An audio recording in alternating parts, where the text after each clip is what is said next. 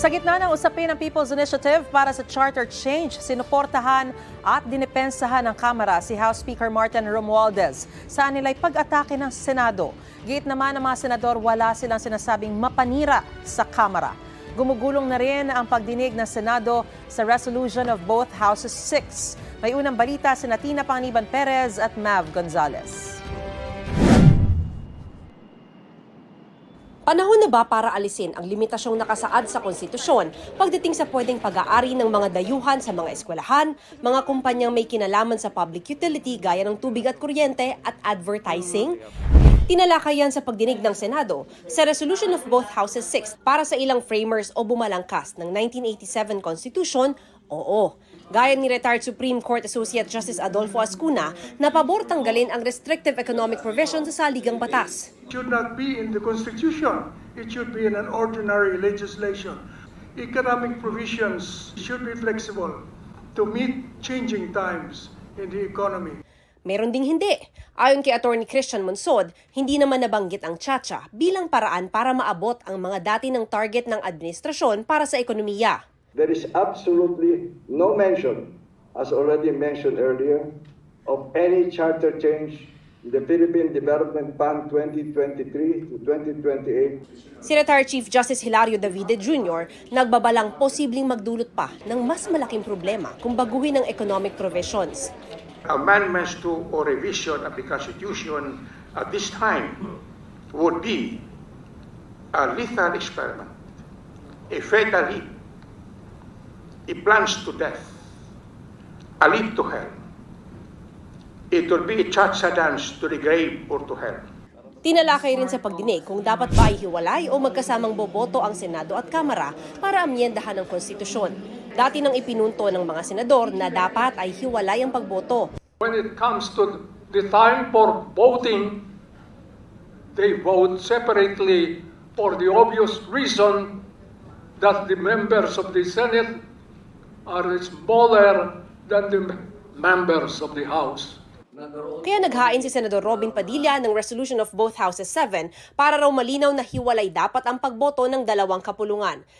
Giit ng liderato ng Senado, hindi mamadaliin ang diskusyon sa economic provisions. We will not be falling into a trap on any deadline. It cannot be rushed like any regular bill that is just approved without thinking.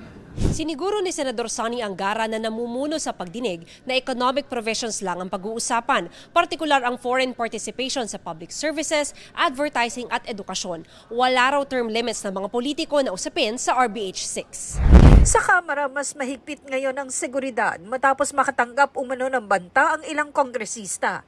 Pinagbawalang mag-park ang mga motorsiklo sa harap ng mga gusali. Connected po sa charter change? Hindi namin alam, basta sinasabi lang na baka bombahin tong House of Representatives, mga ganon. But as I've said, we take all this threat seriously. Ang mas pinahigpit na seguridad dito sa Kamara, mananatili hanggat hindi pinababawi ng liderato. Sa gitna nito, pinagtibay ang House Resolution 1562 na dinedepensahan si House Speaker Martin Romualdez sa Kamara saan nila'y mga pag-atake at paglabag ng Senado sa interparliamentary courtesy kaugnay sa People's Initiative. The unfounded allegations hardened by some members of the Senate on the issues surrounding the People's Initiative are direct violation of interparliamentary courtesy and undermine the independence and integrity of the House of Representatives. Umalma naman ang ilang senador sa sinasabi sa resolusyon ng Kamara na pag-atake umano ng Senado.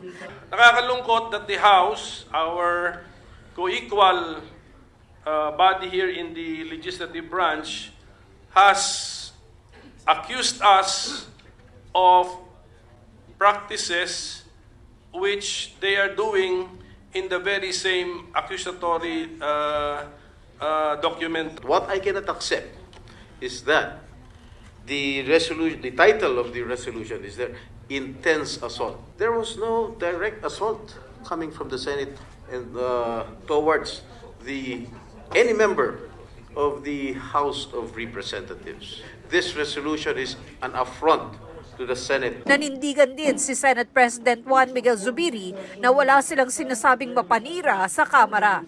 Hindi rin daw para sa kanya na utusan ng mga senador na may kanya-kanyang advokasya at damdamin.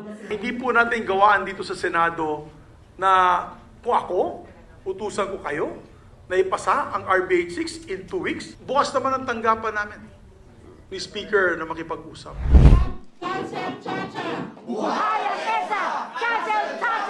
Para naman sa mga nasa likod ng Buhay ang EDSA Network campaign, hindi kailangang amyendahan ng saligang batas para palakasin ang ekonomiya.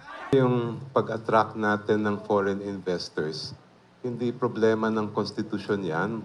Problema ng pagkukulang natin sa batas at kumpiyansa nila sa ating sistema ng hustisya. Ito ang unang balita. Tina Panganiban Perez.